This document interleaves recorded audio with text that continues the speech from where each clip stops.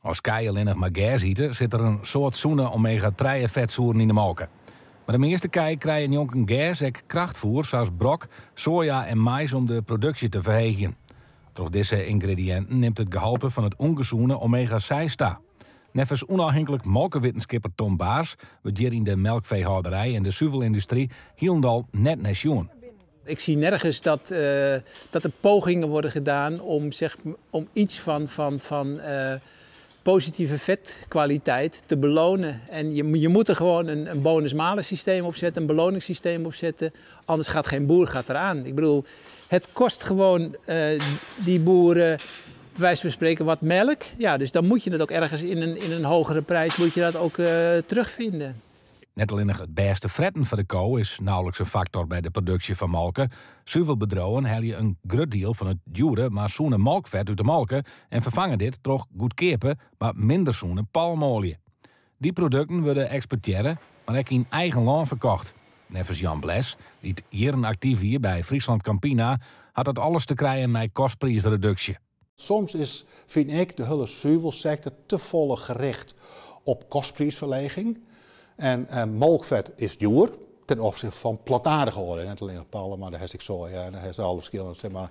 Nou, waarom vervangen we net boeterolie door plantaardige en de goedkoper krijgen? En het is dezelfde voedingswaarde, praktisch dezelfde. Bles is nou met een lidsgroepje mensen dwaande om zoenemalken op een merk te brengen.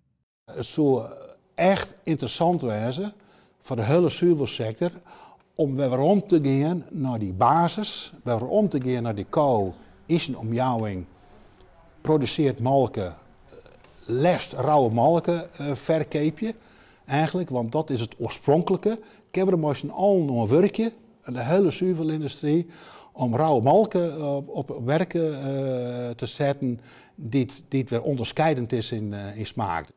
Baars docht al jaren onderzoek naar zoenemalken en melkproducten. Rauwe molken is het allerbeste, zei hij. En de kei moet er zo volle mogelijk vast gas krijgen. Baars hoopt dat er in de toekomst een evenwicht komt bij de productie van molken.